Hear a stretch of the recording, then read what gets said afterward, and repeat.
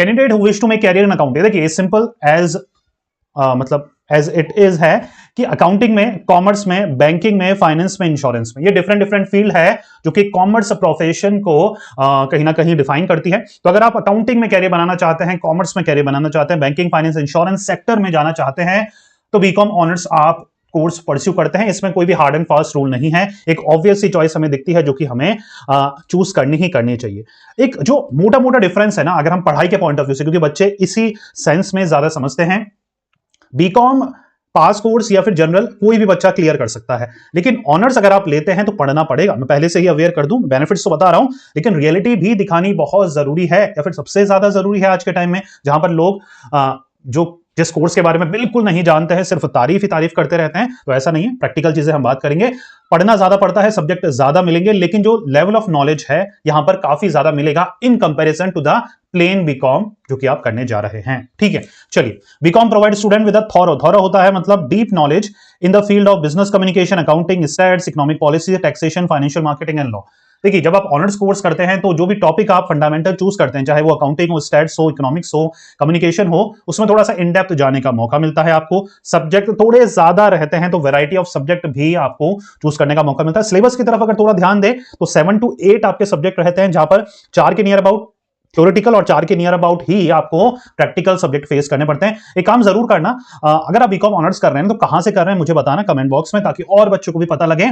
और एक चीज का मुझे आंसर देना कि बीकॉम ऑनर्स का सिलेबस क्या हार्ड है या फिर इजी। सिंपल सा आंसर, सर मैं बीकॉम यहां से कर रहा हूं और मुझे बीकॉम का ऑनर्स का सिलेबस इजी लगता है, तो अच्छी बात है। हार्ड लगता है तो आप लिख सकते हैं, ठीक है। इससे आप बहुत सारे और बच्चे जो वीडियो देखेंगे ना, उनको थोड़ी गाइडेंस मिल जाएगी। मैं तो अपना काम कर ही रहा हूं ना, मैं चाहता हूं आप भी अपना फीडबैक और बच्चों को प्रोवाइड करें, क्योंकि वो अभी सिचुएशन में है जहां पर वो एडमिशन लेने वाले 11th में हो सकते हैं, 12th में हो सकते हैं। तो अगर आप उनकी हेल्प करेंगे तो उनको बहुत अच्छा लगेगा, और उनको अच्छा लगेगा तो मुझे भी अच्छा लगेगा। ठीक है, चलिए आगे बढ़ते हैं। BCom honours allow student to specialise in a specific area. तो देखिए ऑब्वियस सी चीज है, जनरल में या फिर पास कोर्स में अगर आप बीकॉम करते हैं तो वहां पर किसी एक फील्ड में एक्सपर्टीज लेने का मौका नहीं मिलता है। हियर ऑनर्स में आपको स्पेशलाइजेशन लेने का मौका मिलता है, चाहे वो अकाउंटिंग है, फाइनेंस है, मार्केटिंग, इकोनॉमिक्स है, बिजनेस मैनेजमेंट है।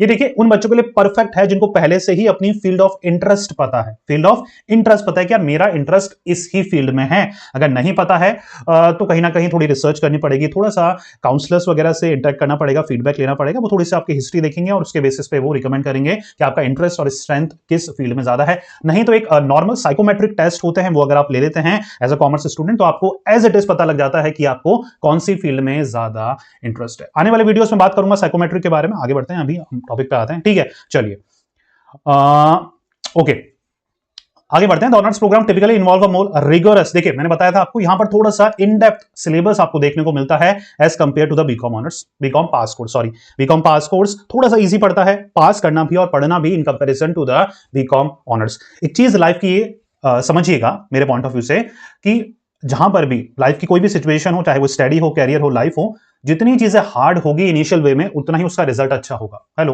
वापस से सुनिएगा, जितनी चीजें इनिशियल वे में हार्ड होगी उसका रिजल्ट उतना ही ज्यादा डिफिकल्ट होगा।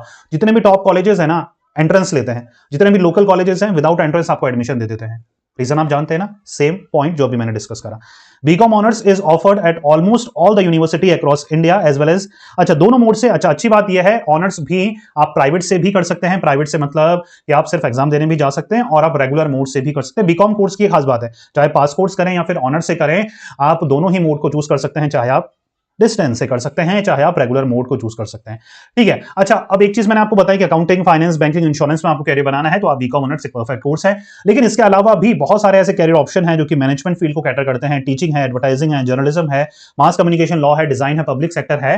तो इनकी भी आपको कहीं ना कहीं एक अंडरस्टैंडिंग, फंडामेंटल नॉलेज प्रोवाइड कराता है बीकॉम ऑनर्स। तो अगर इफ इन केस आप इन सेक्टर जो ट्रेडिशनल सेक्टर है, बैंकिंग, फाइनेंस वगैरह, इनमें कैरियर नहीं भी बनाना चाहते तो आपको अदर फील्ड जैसे लॉ हो गई, कम्युनिकेशन हो गया, मैनेजमेंट हो गया, उसकी भी एक राइट नॉलेज आपको बीकॉम ऑनर्स कोर्स प्रोवाइड कराते हैं, ठीक है। चलिए, अब एक बात आती है कि सर बीकॉम ऑनर्स का सिलेबस क्या जो अदर कॉमर्स में सर्टिफिकेशन कोर्सेज हैं जैसे सीए, सीएस, सीएमएस, सीएफए वगैरह हैं, उनमें कोई हेल्प मिलती है क्या? बिल्कुल हेल्प मिलती है। ऑलमोस्ट अगर मैं कहूं तो 30 to 40% सिलेबस जो है बीकॉम ऑनर्स में जो आता है वही आपके कहीं ना कहीं जो बिगिनर्स लेवल होते हैं, फाउंडेशन और होता है, इंटरमीडिएट लेवल होता है किसी भी कोर्सेज का, सेम आपको वहां पर देखने को मिलते हैं। तो दोनों की आप एक साथ प्रिपेयर कर रहे हैं। आप बीकॉम ऑनर्स के साथ साथ कोई भी प्रोफेशनल कोर्सेज को जब आप चूज करते हैं, जो कि मैं हाईली रिकमेंड करता हूं, तो कहीं ना कहीं आपको एक डबल एडवांटेज यहां पर मिलता है बीकॉम ऑनर्स लेने का, ठीक है। चलिए, professional for finance accountancy background, obviously चीजें अभी कॉमर्स कर रहे हैं तो आपका अकाउंटेंसी और फाइनेंस बैकग्राउंड या फिर ये सब्जेक्ट में पकड़ काफी अच्छी रहती है इन कंपैरिजन टू अदर। एक अच्छी बात यह है कि फाइनेंस बैकग्राउंड के बच्चे या अकाउंटिंग बैकग्राउंड के बच्चों का जो रिक्वायरमेंट है, एम्प्लॉयबिलिटी है, वो काफी ज्यादा है थ्रू आउट द वर्ल्ड में। तो अगर आप accounting, finance, banking, insurance field में अगर अच्छे हैं, इनकी नॉलेज है, तो आपकी एम्प्लॉयबिलिटी बढ़ जाती है, जॉब लगने के chances in comparison to other person आपके काफी इंक्रीज हो जाते हैं। तो अगर आप राइट कॉलेज से, राइट गाइडेंस के साथ, अच्छे लेवल पे अगर कोर्सेज करते हैं बीकॉम के साथ और भी सर्टिफिकेशन ऐड करते हैं, तो आप एम्प्लॉयबिलिटी काफी ज्यादा आपकी इंक्रीज हो जाएगी किसी भी और कोर्सेज के कंपैरिजन में।